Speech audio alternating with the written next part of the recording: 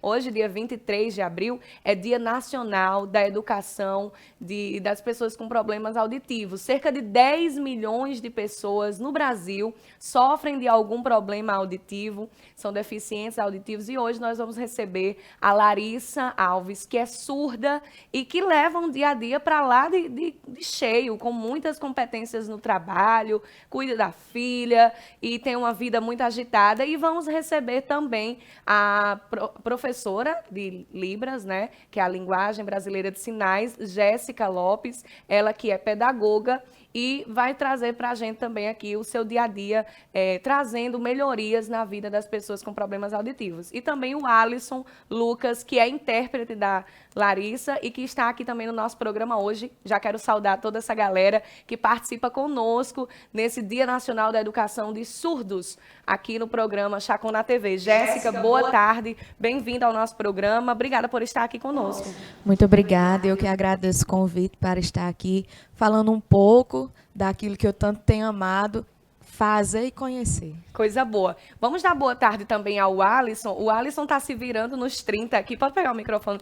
Aqui o Alisson. Ele está se virando nos 30 para conseguir fazer a tradução para a linguagem brasileira de sinais, para que a Larissa possa entender tudo que é falado aqui no programa. Jéssica, no seu dia a dia, você estava fazendo pedagogia e já tinha esse amor pela comunicação na linguagem de sinais, ou surgiu depois da pedagogia? Na verdade, eu iniciei pedagogia em 2012 e ouvi rumores que no IFRN estava sendo ofertado não só o curso de Libras, mas de tantos outros. E para não ficar, digamos assim, com as minhas férias num período vago, eu decidi fazer esse curso que durou, em média, uns 3, 4 meses, lá no IF, com o professor Jarbas. Coisa boa. E aí você gostou já à primeira vista, ou você teve que ir se adaptando? Porque é difícil, eu acredito, que aprender a linguagem brasileira de sinais, porque tudo que a gente se comunica verbalizando, você tem que aprender a fazer através de sinais, de gestos. Foi difícil para você? Justamente. É muito difícil porque foi muito impactante na primeira aula. O professor chegou logo com uma música em inglês. E, assim, por mais que a gente tenha um conhecimento básico da língua inglesa, a gente não consegue compreender tudo. E, naquele momento, a gente foi impactado a se sentir como um surdo, né? Onde a gente, às vezes, tenta ter um contato com ele, mas pelo fato de nós não conhecermos a língua, essa comunicação é falha, ela não acontece. E durante o curso inteiro, a gente começa a aprender e a entender de que é necessário se dedicar a aprender uma nova língua. Se nós temos a língua portuguesa como disciplina nas escolas, né, é difícil para nós já até o falar corretamente o português, quem dera a Libras. E foi um pouco difícil, porque é algo fora do nosso natural, né? É algo que envolve todo o nosso corpo físico, além, vamos dizer assim, da gramática, da linguagem surda, mas foi algo que eu me apaixonei, porque além de ver e aprender essa nova língua, eu pude compreender que eles enfrentam desafios na sociedade pelo fato de não terem pessoas capacitadas em todas as esferas da sociedade para que eles possam ser atendidos, assim como eu e você, que é ouvinte é. Muito bem. O Alisson, eu quero que você pergunte para a Larissa se ela teve dificuldade de arrumar emprego, se ela tem dificuldade no trabalho dela ou se ela lida bem com a situação. É fácil, porque eu conheço, né? Eu vou me adaptando ao trabalho. Agora eu estou trabalhando, recebi o convite para ser secretária de Educação Especial aqui na cidade de Caicó, porque eu sou formado em pedagogia, né? E tenho um pouco de experiência já na área.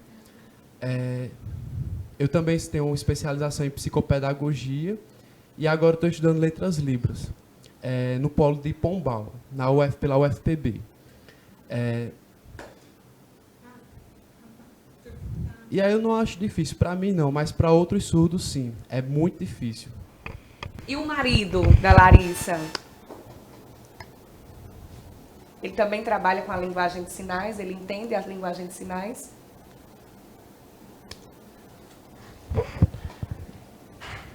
Então, quando eu conheci ele não sabia Libras, né? Não sabia absolutamente nada. Só escrever no papel, né? A gente se comunicava através da escrita. E aí depois ele foi aprendendo o alfabeto, ele foi aprendendo a comunicar, né?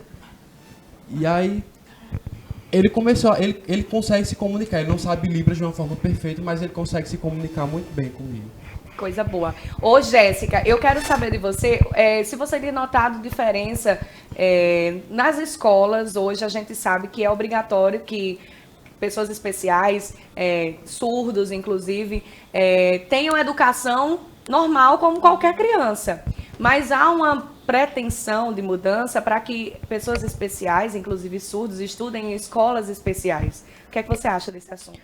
Eu vejo que as escolas, tanto privadas como públicas, elas têm uma tendência a, de fato, fazer com que esse aluno surdo ele seja incluso na escola regular. Sendo que eu vejo a escola pública mais propensa a isso do que a escola particular. Eu trabalhei em média de 3 anos no Kennedy, junto com 2 meninas surdas e, recentemente, ano passado, com 2 meninos surdos. Eles oferecem total apoio, seja de material, ou seja de tempo disponível. E, além do intérprete, no período onde eles estão em sala de aula, eles têm o direito também à sala do AEE, que é um atendimento especializado, que, além da sala de aula, ele tem esse reforço escolar na educação para que ele tenha um ensino e uma aprendizagem qualificada. Na escola regular, que tem um aluno surdo, é preciso que tenha um intérprete para que haja a comunicação com esse aluno. Todas as escolas que você conhece atendem esse requisito? Não. Por exemplo, de 2 escolas que eu conheço, que é o SEJA, a ECAM e o Kennedy, que tem alunos surdos, eu sei que tem intérprete, sendo que é aquele problema. Você só tem intérprete ao momento que o aluno surdo está lá. Ou seja, é de contrato o seu serviço. O aluno foi embora, tchau. Depois não tem mais, por exemplo, se um aluno voltar à escola, não tem como ter um acesso ao intérprete. A gente vê muito no dia a dia que até os professores muito questionam o fato de não saberem se comunicar através de Libras e, infelizmente, isso também acaba pesando no serviço do intérprete. Porque, querendo ou não, ele trabalha como intérprete e muitas vezes como um professor. E não bastante. Às vezes esse serviço não se focaliza somente na sala de aula. Como não há uma assistência maior para a comunidade surda, quando ele retorna para casa, seja em quesito de atividade escolar ou qualquer outra demanda social, é recorrido para um intérprete. Mas, infelizmente, na nossa cidade não existem concursos para efetivar esse atendimento que é tão importante e que precisa ser tão valorizado na nossa sociedade. Vamos agora perguntar para a Larissa sobre o preconceito. A gente sabe que é muito difícil ainda as pessoas que são diferentes, né, dos que se acham normais, e sempre tem esse preconceito. A Larissa sente esse preconceito no dia a dia? Hoje em dia é menor esse preconceito, né? Mas no passado era muito difícil, a gente sofria muito. Na escola chamavam muito a gente de muda, de surda muda, né? E aí nós não somos mudos, né? Porque o mudo ele tem problema na voz, né? Ele tem problema na língua. Por exemplo, uma árvore, né? Tem uma árvore aqui, você está andando, aí, por exemplo, vai falar uma palavra sobre árvore, ele não consegue falar, porque ele é mudo. É diferente do surdo. O surdo o termo mudo é preconceito, é um preconceito social, né? Porque o surdo, ele tem problema na audição, não é problema nas cordas vocais. Por isso que o certo é chamar o termo surdo. Então, aquele preconceito de se chamar... não é preconceito chamar surdo, o preconceito é chamar surdo-mudo. É essa a diferença que Jéssica estava me explicando. Todo surdo é mudo? Não, a gente sabe que, de acordo com as leis, uma pessoa ela é considerada como surda quando a sua capacidade ela é perdida de 100 a 200 decibéis do seu ouvido, ou então quando o surdo, ainda que possua um certo grau de volume em seu ouvido, ele não faz o uso propriamente da fala e renega a Libras, quando ele realmente aceita, toma como identidade a língua de sinais, ele se autodeclara surdo. Isso é que é ser um surdo. Então tá aí essa explicação. Para finalizar a nossa entrevista, teria muito ainda para ser falado. Quero agradecer também o pessoal, os surdos de Caicó que se reuniram para que esse programa pudesse acontecer. Agradecer a Larissa também, a Nayara, que foi quem entrou em contato com a gente para que nós realizássemos esse programa, essa pauta no dia de hoje. Mas para finalizar, eu quero saber da Larissa o que é que ela acha que pode acontecer de melhorias nas políticas públicas para que a comunidade surda tenha uma vida melhor.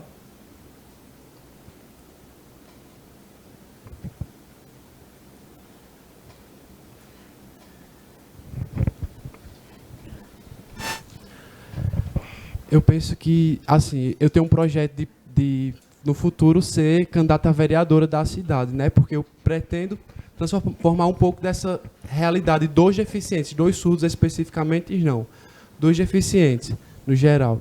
Né? Agora eu sou secretária da Educação Especial e eu pretendo organizar essa situação aqui na cidade de Caicó. Também sou presidente da Associação dos Surdos daqui da cidade.